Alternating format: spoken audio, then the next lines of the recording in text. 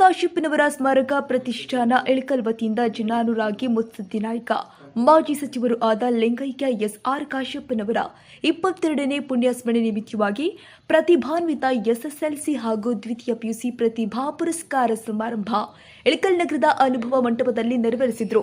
ಕಾರ್ಯಕ್ರಮದಲ್ಲಿ ಪೂಜ್ಯ ಶ್ರೀ ಇಳಕಲ್ ಗುರು ಮಹಂತ ಸ್ವಾಮೀಜಿ, ಕೂಡಲ ಸಂಗಮದ ಪೂಜ್ಯ ಶ್ರೀ ಜಗದ್ಗುರು ಮೃತ್ಯುಂಜಯ ಮಹಾಸ್ವಾಮಿಗಳು, ಶೀರೂರು ಪೂಜ್ಯ ಶ್ರೀ ಡಾಕ್ಟರ್ ಬಸವಲಿಂಗ ಮಹಾಸ್ವಾಮಿಗಳು, ಎಸ್ಆರ್ಕೆ ಸ್ಮಾರಕ ಪ್ರತಿಷ್ಠಾನದ ಗೌರವಾಧ್ಯಕ್ಷರು ಆದ ಗೌರಮ್ಮ ಕಾಶ್ಯಪ್ಪನವರ್ ಹಾಗೂ ಹುನಗುಂದ ಮತಕ್ಷೇತ್ರದ ಹಿರಿಯರು ಸಮ್ಮುಖದಲ್ಲಿ ಕಾರ್ಯಕ್ರಮ ಉದ್ಘಾಟಿಸಿದರು.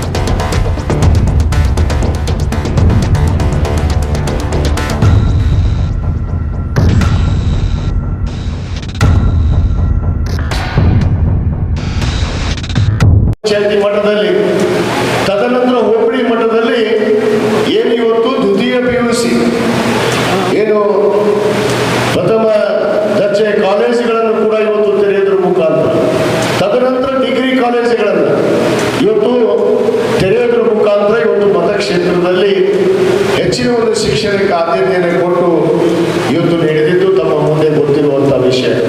ಬಹುತೇಕ ಇವತ್ತು ನಾವು ಕಳೆದ 22 ವರ್ಷದಿಂದ ಈ ಪ್ರತಿಭಾ ಪುರಸ್ಕಾರವನ್ನ, ಪುಣ್ಯಸ್ಮರಣೆ ಕಾರ್ಯಕ್ರಮವನ್ನ, ಅದರ ಜೊತೆಗೆ ಅನೇಕ ಇವತ್ತು ಧಾರ್ಮಿಕ, ಸಾಮಾಜಿಕ, ಶೈಕ್ಷಣಿಕವಾದ ನಿಟ್ಟಿನಲ್ಲಿ ಈ ಪ್ರತಿಷ್ಠಾನ ಇವತ್ತು ಕೇವಲ ಒಂದು ಪ್ರತಿಭಾ ಪುರಸ್ಕಾರವನ್ನು ಮಾಡಿ ಮುಗಿಸಿ ಬಿಡ್ತಾ ಇಲ್ಲ.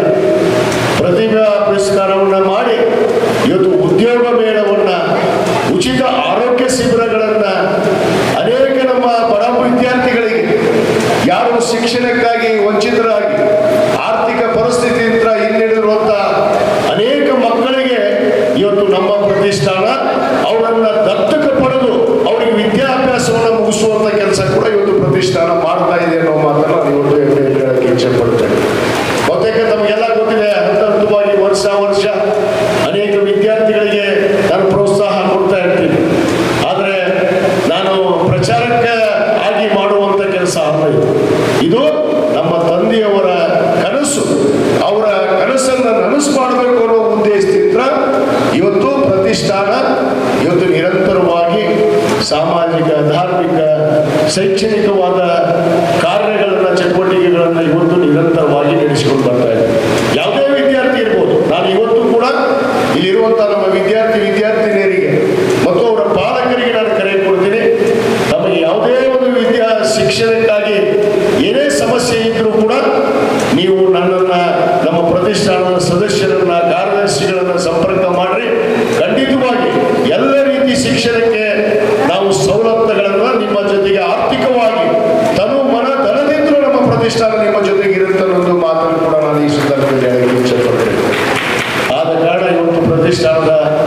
ಕಾರ್ಯವನ್ನು ಮುಂದುವರಿಸಿಕೊಂಡು ಬಹುತೇಕ ನಮ್ಮ ತಾಯಿಯವರು, ನನ್ನ ಪತ್ನಿಯಾಗಿರ್ಬೋದು, ನನ್ನ ಸೋದರನಾಗಿರ್ಬೋದು, ಎಲ್ಲರೂ ಕೂಡ ನಿರಂತರವಾಗಿ ತಮ್ಮ ಆಶೀರ್ವಾದದಿಂದ ಈ ಒಂದು ಸೇವೆಯನ್ನು ನಮ್ಮ ಪ್ರತಿಷ್ಠಾನ ಮುಂದುವರಿಸಿಕೊಂಡು ನಡೆಯುತ್ತನ್ನೋ ಒಂದು ಮಾತನ್ನು ಕೂಡ ಈ ಸಂದರ್ಭದಲ್ಲಿ ಹೇಳಿ, ಇವತ್ತು ಈಗಾಗಲೇ ನಾನು ಅನೇಕ ಸಂದರ್ಭದಲ್ಲಿ ಹೇಳ್ತಾ ಇರ್ತೀನಿ, ಕಳೆದ ಬಾರಿ ನಾನು ಪ್ರಥಮ ಬಾರಿ ಶಾಸಕನಾಗಿದ್ದಾಗ ಸುಮಾರು ನಮ್ಮ ತಾಲೂಕಿನಲ್ಲಿ ಇವತ್ತು ಪ್ರೌಢಶಾಲೆಗಳನ್ನು, ಬಹುತೇಕ ಕಟ್ಟಡಗಳಿರಲಿಲ್ಲ, ಅನೇಕ ಕಡೆ ಪ್ರೌಢಶಾಲೆಗಳು ಪ್ರಾರಂಭ ಆಗಿರಲಿಲ್ಲ. ಅಂತ ಎಲ್ಲ ಪ್ರೌಢಶಾಲೆಗಳನ್ನು ಸುಮಾರು 17 ಕಟ್ಟಡ ಪ್ರೌಢಶಾಲೆಗಳ ಸರ್ಕಾರಿ ಪ್ರೌಢಶಾಲೆಗಳ ಕಟ್ಟಡ ಮಾಡಿ ಅವಕ್ಕೆ ಎಲ್ಲವಕ್ಕೂ ಸುರಕ್ಷಿತವಾಗಿ ಇವತ್ತು ಅವರ ಕಟ್ಟಡವನ್ನು ಒದಗಿಸಿ ಇವತ್ತು ಆ ಎಲ್ಲ ಪ್ರೌಢಶಾಲೆಗಳು ಇವತ್ತು ನಡೀತಾ ಇದ್ದಾವೆ ಅನ್ನೋ ಮಾತನ್ನು ಕೂಡ ಹೇಳಕ್ಕೆ ಇಚ್ಛೆ ಪಡ್ತೇನೆ. ಅದರ ಜೊತೆಗೆ ಈ ವರ್ಷದಲ್ಲಿ ಬಹುತೇಕ ಅನೇಕ ಕಡೆ ದ್ವಿತೀಯ PUC ಕಾಲೇಜ್, ಇವತ್ತು ಸರ್ಕಾರಿ ಪದವಿ ಪೂರ್ವ ಕಾಲೇಜ್ ಕೇಳಿದ್ದಾರೆ. ಇವತ್ತು ನಮ್ಮ ಮಹಿಳೆ ಏನು ಡಿಗ್ರಿ ಕಾಲೇಜನ್ನು ಕೇಳಿದ್ದಾರೆ ಇಳಕಲ್ ನಗರಕ್ಕೆ. ಇವತ್ತು ಅಂತ ಎಲ್ಲ ಕಾರ್ಯವನ್ನು ಬರೋ ದಿನಗಳಲ್ಲಿ ನಮ್ಮ ಮತಕ್ಷೇತ್ರದಲ್ಲಿ ಹೆಚ್ಚಿನ ಆದ್ಯತೆಯನ್ನು ಕೊಟ್ಟು ಇವತ್ತು ಮಹಿಳಾ ಡಿಗ್ರಿ ಕಾಲೇಜ್ ಆಗಿರ್ಬೋದು ಮತ್ತು ಪ್ರಥಮ ದರ್ಜೆ ಕಾಲೇಜುಗಳನ್ನು ಏನು ಇವತ್ತು ಬೇರೆ ಬೇರೆ ಹೋಬಳಿ ಮಟ್ಟದಲ್ಲಿ ಇವತ್ತು ಬೇಡಿಕೆಗಳಿದ್ದಾವೆ ಮತ್ತು ಪ್ರೌಢಶಾಲೆಗಳಿರ್ಬೋದು, ಅವೆಲ್ಲವನ್ನು ಕೂಡ ಖಂಡಿತವಾಗಿ ಅವನ್ನ ನೆರವೇರಿಸುವಂಥ ಕೆಲಸ ಈ ನಮ್ಮ ಸರ್ಕಾರದಲ್ಲಿ ನಾನು ಮಾಡ್ತೀನಿ ಅನ್ನೋ ಮಾತನ್ನು ಕೂಡ ಈ ಸಂದರ್ಭದಲ್ಲಿ ನಾನು ಹೇಳಕ್ಕೆ ಇಚ್ಛೆ ಪಡ್ತೇನೆ. ಅದರ ಜೊತೆಗೆ ಇವತ್ತೇನು ಇನ್ನುಳಿದಂಥ ನಮ್ಮ ತಂದೆಯವರ ಕನಸು ಒಂದು ಮಾತ್ರ ಬಾಕಿ ಇದೆ, ಅದು ನಮ್ಮ ನಂದವಾಡಿಗೆ ಏನ್ ನೀರಾವರಿ ಯೋಜನೆ. ಬಹುತೇಕ ಬಹುದಿನದ ಕನಸು, ಬಹುತೇಕ ಯಾರು ಕೂಡ ಅದನ್ನು ಮಾಡುವಂಥ ಪ್ರಯತ್ನ ಕೂಡ ಮಾಡಲಿಲ್ಲ. ಆದರೆ ನಾನು ಕಳೆದ ಸರ್ಕಾರದಲ್ಲಿ ಮಾನ್ಯ ಮುಖ್ಯಮಂತ್ರಿಗಳಂತ ಸನ್ಮಾನ್ಯ ಸಿದ್ದರಾಮಯ್ಯನವರ ಒಂದು ಕೊನೆಯ ಬಜೆಟ್ 2017-18 ಬಜೆಟ್ನಲ್ಲಿ ಬಹುತೇಕ ನಂದವಾಡಿಗೆ ನೀರಾವರಿಗೆ ನಾನು ಅನುದಾನವನ್ನು ಒದಗಿಸಿದ್ದೆ. ಆದರೆ 2018ರಿಂದ 23ವರೆಗೂ ಕೂಡ ಸರ್ಕಾರ ಅನುದಾನ ಒದಗಿಸಿದರೂ ಕೂಡ ಆ ನೀರಾವರಿ ಯೋಜನೆಯನ್ನು ಕೈಗೆತ್ತಿಕೊಳ್ಳುವಂಥ ಕೆಲಸ ಹಿಂದಿನ ಸರ್ಕಾರ, ಹಿಂದಿನ ಜನಪ್ರತಿನಿಧಿಗಳು ಮಾಡಲಿಲ್ಲ. ಆದರೆ ಅದನ್ನು ನಾನು ಬಂದ ತಕ್ಷಣ ಮತ್ತೆ ಇವತ್ತು ಮಾನ್ಯ ಮುಖ್ಯಮಂತ್ರಿಗಳಿಗೆ, ನಮ್ಮ ನೀರಾವರಿ ಸಚಿವರು ಮತ್ತು ಉಪಮುಖ್ಯಮಂತ್ರಿ ಅಂತ DK ಶಿವಕುಮಾರ್ ಅವರಿಗೆ ನಾವು ಮನವಿಯನ್ನು ಮಾಡಿಕೊಂಡಿದ್ದೇನೆ. ಖಂಡಿತವಾಗಿ ಬರೋ ವರ್ಷದಲ್ಲಿ ನಂದವಾಡಿಗೆ ನೀರಾವರಿಯನ್ನು ನಾನು ಪ್ರಾರಂಭ ಮಾಡ್ತೀನಿ ಅನ್ನೋ ಮಾತನ್ನು ಕೂಡ ನಾನು ಈ ಸಂದರ್ಭದಲ್ಲಿ ಹೇಳಕ್ಕೆ ಇಚ್ಛೆ ಪಡ್ತೇನೆ. ಯಾಕಂದ್ರೆ ಇವೆಲ್ಲ ನಮ್ಮ ತಂದೆಯವರ ಕನಸಾಗಿದೆ. ಹಸಿರು ಕ್ರಾಂತಿ ಸಂಪೂರ್ಣ ನಮ್ಮ ನೀರಾವರಿ ಆಗಬೇಕು, ಶಿಕ್ಷಣವಂತರಾಗಬೇಕು ನಮ್ಮ ಮಕ್ಕಳು, ಯಾವ ಬಡ ಮಕ್ಕಳು ಕೂಡ ಶಿಕ್ಷಣದಿಂದ ವಂಚಿತರಾಗಬಾರ್ದು ಅನ್ನೋ ಉದ್ದೇಶಗಳೇನಿದ್ವು ಆ ಉದ್ದೇಶಗಳನ್ನ ಇವತ್ತು ನಮ್ಮ ಪ್ರತಿಷ್ಠಾನ ಖಂಡಿತವಾಗಿ ನೆರವೇರಿಸಿದ್ದೆ. ಯಾಕಂದ್ರೆ ಅದ್ರ ಜೊತೆಗೆ ನೀವೆಲ್ಲ ಸೇರ್ಕೊಂಡು ಇವತ್ತು ನನಗೆ ಮತ್ತೊಮ್ಮೆ ಇವತ್ತು ಶಾಸಕನಾಗಿ 2023ಕ್ಕೆ ಆಶೀರ್ವಾದ ಮಾಡಿದಿರಿ. ಅದರ ಜೊತೆಗೆ ನಮ್ಮ ಸರ್ಕಾರ ಇವತ್ತು ನನಗೆ ವೀರಶೈವ ಲಿಂಗಾಯತ ಅಭಿವೃದ್ಧಿ ನಿಗಮದ ಅಧ್ಯಕ್ಷರು ಕೂಡ ಮಾಡಿದೆ. ಬಹುತೇಕ ನಿಮ್ಮೆಲ್ಲರ ಆಶೀರ್ವಾದದಿಂದ ಇವತ್ತು ನನಗೆ ಮತ್ತೆ ಈ ಅವಕಾಶ ಸಿಕ್ಕಿದೆ. ಅದಕ್ಕೆ ನಾನು ತಮಗೆಲ್ಲರಿಗೂ ನನ್ನ ಹೃದಯಪೂರ್ವಕವಾದ ಕೃತಜ್ಞತೆಗಳನ್ನು, ಧನ್ಯವಾದಗಳನ್ನು ನಾನು ಮತ್ತೊಮ್ಮೆ ತಮಗೆ ಅರ್ಪಿಸುತ್ತಾ, ಈ ನಿರಂತರವಾದ ಸೇವೆ ಕಾಶ್ಯಪ್ನವರ ಕುಟುಂಬದ್ದು ಇವತ್ತು ಅಧಿಕಾರ ಇದ್ದರೆ ಅಷ್ಟು, ಅಧಿಕಾರ ಇರದೇ ಇದ್ರೂ ಕೂಡ ನಿರಂತರವಾದ ಸೇವೆ ಈ ಕ್ಷೇತ್ರದಲ್ಲಿ ನಮ್ಮ ಕುಟುಂಬದ್ದು ಇದ್ದೇ ಇರುತ್ತೆ ಅನ್ನೋ ಮಾತನ್ನು ಕೂಡ ನಾನು ಈ ವೇದಿಕೆ ಮುಖಾಂತರ ಇವತ್ತು ನಾನು ನಿಮ್ಗೆ ಹೇಳಕ್ಕೆ ಇಚ್ಛೆ ಪಡ್ತೇನೆ. ಆದ ಕಾರಣ ಇವತ್ತೇನು ನಮ್ಮ ನಿಗಮದಲ್ಲಿ ಅನೇಕ ವಿದ್ಯಾರ್ಥಿಗಳಿಗೆ ಅವಕಾಶ ಇದೆ. ವೀರಶೈವ ಲಿಂಗಾಯತ ಅಭಿವೃದ್ಧಿ ನಿಗಮದಲ್ಲಿ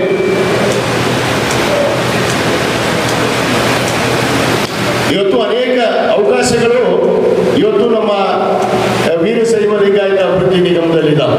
ಬಹುತೇಕ ಅದರಲ್ಲಿ ಬರುವಂತಹ ಸುಮಾರು 10 ವರ್ಗಗಳು, ಏನು ಒಳಪಂಗಡಗಳು ವೀರಶೈವ ಲಿಂಗಾಯತದಲ್ಲಿ ಬರುವಂತ, ಅದರಂತೆ ಬೇರೆ ಬೇರೆ ನಿಗಮ ಕೂಡ ಇದ್ದಾವೆ. ಅಂಬೇಡ್ಕರ್ ನಿಗಮ ಇರ್ಬೋದು, ವಾಲ್ಮೀಕಿ ನಿಗಮ ಇರ್ಬೋದು, ಇವತ್ತು ಡಾಕ್ಟರ್ ಬಾಬಾ ಜಗಜೀವನರಾವ್ ಅಭಿವೃದ್ಧಿ ನಿಗಮ ಇರ್ಬೋದು. ಅಲ್ಲಿರುವಂತ ಎಲ್ಲ ವರ್ಗದ ಜನರಿಗೆ ಶಿಕ್ಷಣಕ್ಕಾಗಿರ್ಬೋದು, ಸಮುದಾಯಕ್ಕಾಗಿರ್ಬೋದು ಮತ್ತು ಆ ಸಮುದಾಯದ ಜನಕ್ಕೆ ಇವತ್ತು ರೈತರಿಗಾಗಿರ್ಬೋದು ಅನೇಕ ಯೋಜನೆಗಳನ್ನ ಈಗಾಗಲೇ ನಾವು ಜನರಿಗೆ ತಿಳಿಸುವಂತ ನಿಟ್ಟಿನಲ್ಲಿ ಕಾರ್ಯವನ್ನು ನಡೆಸ್ತಾ ಇದ್ದೇವೆ. ಬಹುತೇಕ ವಿದ್ಯಾರ್ಥಿಗಳಿಗೆ ತಾವು ವಿದ್ಯಾಭ್ಯಾಸವನ್ನು ಪಡೆಯೋದಕ್ಕೆ ಇವತ್ತೇನು ನಮ್ಮ ನಿಗಮ ಸಹಾಯ ಹಸ್ತವನ್ನು ನೀಡುತ್ತೆ.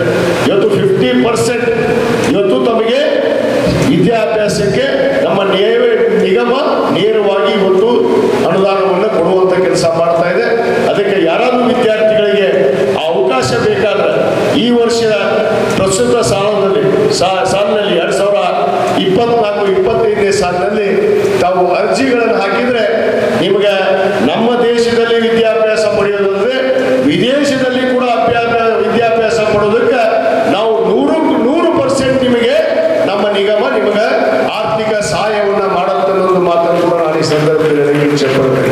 ಅದಕ್ಕೆ ಅದರ ಸದುಪಯೋಗವನ್ನು ಪಡ್ಕೋಬೇಕು ಅಂತ ಹೇಳಿ ನಾನು ಈ ಸಂದರ್ಭದಲ್ಲಿ ವಿನಂತಿ ಮಾಡಿಕೊಂಡು ಹೆಚ್ಚಿಗೆ ಸಮಯವನ್ನು ತೆಗೆದುಕೊಳ್ಳದೆ ಇವತ್ತು ನಮ್ಮ ವಿದ್ಯಾರ್ಥಿಗಳು ಇಲ್ಲೇನು ಇವತ್ತು ನಮ್ಮ ಮತಕ್ಷೇತ್ರಕ್ಕೆ ಇವತ್ತು SLCಯಲ್ಲಿ ಆಗಿರ್ಬೋದು, ದ್ವಿತೀಯ PUCಯಲ್ಲಿ ಆಗಿರ್ಬೋದು, ನಮ್ಮ ಮತಕ್ಷೇತ್ರದ ವಿದ್ಯಾರ್ಥಿನಿಯರು ಅತ್ಯಂತ ಹೆಚ್ಚಿನ ಅಂಕವನ್ನು ತಗೊಂಡು ಇವತ್ತು ನಮ್ಮ ಕ್ಷೇತ್ರದ ಕೀರ್ತಿ ಘನತೆಯನ್ನ ಹೆಚ್ಚಿದ್ದಕ್ಕೆ ನಾವು ಪೂಜ್ಯರ ಪರವಾಗಿ ವೇದಿಕೆ ಪರವಾಗಿ ಅವರಿಗೆ ವಿಶೇಷವಾದ ಅಭಿನಂದನೆಯನ್ನ ಧನ್ಯವಾದಗಳನ್ನು ಕೂಡ ನಾನು ಈ ಸಂದರ್ಭದಲ್ಲಿ ಹೇಳಕ್ಕೆ ಇಚ್ಛೆ ಪಡ್ತೇನೆ. ಯಾಕಂದ್ರೆ ಅನೇಕ ಮಕ್ಕಳು ಮೊನ್ನೆ ಕೇಳ್ತಾ ಇದ್ದೆ 625ಕ್ಕೆ 625 ಕೂಡ ಮಾರ್ಕ್ಸ್ ಅನ್ನು ತಗೊಂಡಿದ್ದಾರೆ ನಮ್ಮ ವಿದ್ಯಾರ್ಥಿಗಳು. ಅಂತ ವಿದ್ಯಾರ್ಥಿಗಳು ಆದರ್ಶ ಶಾಲೆಯಲ್ಲಿ ನಮ್ಮ ಸರ್ಕಾರಿ ಆದರ್ಶ ವಿದ್ಯಾಲಯದಲ್ಲಿ ಓದಿ ಇವತ್ತು ಅಂಕವನ್ನ ಇವತ್ತು ಪಡೆದಂತ ವಿದ್ಯಾರ್ಥಿಗಳು ಅವರು ಮತ್ತು ಸರ್ಕಾರಿ ಶಾಲೆಯಲ್ಲಿ ಓದಿದಂತ ವಿದ್ಯಾರ್ಥಿಗಳು. ಅಂದ್ರೆ ಖಾಸಗಿ ಶಾಲೆಗಿಂತ ನಮ್ಮ ಸರ್ಕಾರಿ ಶಾಲೆಗಳು ಯಾವುದಕ್ಕೂ ಕೂಡ ಕಡಿಮೆ ಇರಬಾರ್ದು ಅನ್ನೋದು ಉದ್ದೇಶದಿಂದ ಇವತ್ತು ನಾನು ನಮ್ಮ ಕನಿಷ್ಠ ನಿಧಿಯಲ್ಲಿ 100 ಶಾಲೆಗಳಿಗೆ ಸ್ಮಾರ್ಟ್ ಕ್ಲಾಸ್ ಅನ್ನ ಒದಗಿಸುವಂತ ಕೆಲಸ ಈಗಾಗಲೇ ನಾನು ಮಾಡಿದ್ದೇನೆ ಅನ್ನೋ ಮಾತನ್ನು ಕೂಡ ಹೇಳಕ್ಕೆ ಇಚ್ಛೆ ಪಡ್ತೇನೆ. ಬಹುತೇಕ ಇಡೀ ರಾಜ್ಯದಲ್ಲಿ ಯಾವ ಕ್ಷೇತ್ರದಲ್ಲಿ ಕೂಡ ಈ ತೀರ್ಮಾನವನ್ನು ತೆಗೆದುಕೊಂಡಿರಲಿಲ್ಲ. ಅದು ಒಂದು ಅವಕಾಶ ನನಗೆ ಬಂತು. ಆ ಅವಕಾಶವನ್ನ ನಮ್ಮ ಸರ್ಕಾರಿ ಶಾಲೆಯ ಪ್ರಾಥಮಿಕ ಹಂತದ ಮತ್ತು ಪ್ರೌಢ ಹಂತದ ಮಕ್ಕಳಿಗೆ ನೀಡಿದರೆ ಸದುಪಯೋಗ ಆಗುತ್ತೆ. ಇದು ಕೇವಲ ಖಾಸಗಿ ಶಾಲೆಯಲ್ಲಿ ಇವೆಲ್ಲ ಇರ್ತಾವ ಅನ್ನೋದು ಮಾತನ್ನು ನಾವು ಕೇಳಿದ್ವಿ. ಆದರೆ ನಮ್ಮ ಸರ್ಕಾರಿ ಶಾಲೆಯಲ್ಲಿ ಯಾಕಿಲ್ಲ ಅನ್ನೋ ಪ್ರಶ್ನೆ ನಂದು. ಆದ ಕಾರಣ ಸುಮಾರು 100 ಶಾಲೆಗಳಿಗೆ ಇವತ್ತು ಸಾಂಕೇತಿಕವಾಗಿ ನಾವು ಈಗಾಗಲೇ ಸ್ಮಾರ್ಟ್ ಕ್ಲಾಸ್ ಅನ್ನು ಒದಗಿಸಿದ್ದೇವೆ. ಬರೋ ದಿನಗಳಲ್ಲಿ ಹುನಗುಂದ ಮತಕ್ಷೇತ್ರದಲ್ಲಿರುವಂತ ಎಲ್ಲ ಶಾಲೆಗಳಿಗೆ ಅದು HPS ಆಗಿರ್ಬೋದು, LPS ಆಗಿರ್ಬೋದು, ಅದು ಪ್ರೌಢ ಆಗಿರ್ಬೋದು ಮತ್ತು ಪದವಿ ಪೂರ್ವ ಕಾಲೇಜಿಗೆ ಕೂಡ ನಾವು ಸ್ಮಾರ್ಟ್ ಕ್ಲಾಸ್ ಅನ್ನು ಒದಗಿಸುವಂತ ಕೆಲಸ ನಾವು ಖಂಡಿತವಾಗಿ ಮಾಡ್ತೀವಿ ಅನ್ನೋ ಮಾತನ್ನ ಈ ಸಂದರ್ಭದಲ್ಲಿ ಹೇಳ್ತಾ ಈ ಒಂದು ಕಾರ್ಯಕ್ರಮದಲ್ಲಿ ಇವತ್ತೇನು ಬಹಳಷ್ಟು ನಮ್ಮ ಪೂಜ್ಯರು ಗಣ್ಯಮಾನ್ಯರು ಆಗಮಿಸಿ ಮತ್ತು ನಮ್ಮ ಮತಕ್ಷೇತ್ರದ ಅನೇಕ ಗುರು ಹಿರಿಯರು ನಮ್ಮ ತಂದೆಯವರ ಎಲ್ಲ ಬಂಧು ಬಳಗ ಅಭಿಮಾನಿಗಳು ತಾವೆಲ್ಲ ಆಗಮಿಸಿದಿರಿ ಮತ್ತು ಅದರಂತೆ ನಮ್ಮ ಪಾಲಕರು ಮತ್ತು ಎಲ್ಲ ವಿದ್ಯಾರ್ಥಿನಿಯರಿಗೆ ತಮ್ಮ ಮುಂದಿನ ವಿದ್ಯಾಭ್ಯಾಸ ತಾವು ಹೆಚ್ಚಿನ ಒಂದು ವಿದ್ಯಾಭ್ಯಾಸಕ್ಕೆ ಹೋಗುವಂತ ಸಂದರ್ಭದಲ್ಲಿ SRK ಪ್ರತಿಷ್ಠಾನ ನಿಮ್ಮ ಜೊತೆಗಿದೆ. ಖಂಡಿತವಾಗಿ ತಾವು ಒಳ್ಳೆಯ ವಿದ್ಯಾಭ್ಯಾಸವನ್ನು ಪಡೆದು ಒಳ್ಳೆಯ ಶಿಕ್ಷಣವನ್ನು ಪಡೆದು ಒಳ್ಳೆಯ ವಿದ್ಯಾವಂತರಾಗಿ ಒಳ್ಳೆಯ ಭಾರತ ದೇಶದ ಪ್ರಜೆಗಳಾಗಿ ಜಾತ್ಯತೀತ ತಳಹಾದಿ ಮೇಲೆ ನಮ್ಮ ಪವಿತ್ರವಾದ ಏನು ಡಾಕ್ಟರ್ ಬಾಬಾ ಸಾಹೇಬ್ ಅಂಬೇಡ್ಕರ್ ಅವರು ಕೊಟ್ಟಿರುವಂತಹ ಸಂವಿಧಾನದ ಮೇಲೆ ತಾವೆಲ್ಲ ವಿಶ್ವಾಸವಿಟ್ಟು ತಾವು ಮುಂದೆ ನಡಿಬೇಕು. ತಮಗೆಲ್ಲರಿಗೂ ಶುಭವಾಗಲಿ ಅಂತ ಹೇಳಿ ನಾನು ಈ ಸಂದರ್ಭದಲ್ಲಿ ಹಾರೈಸಿ ನನ್ನ 2 ಮಾತನ್ನು ಮುಗಿಸ್ತೇನೆ. ಜೈ ಹಿಂದ್, ಜೈ ಕರ್ನಾಟಕ.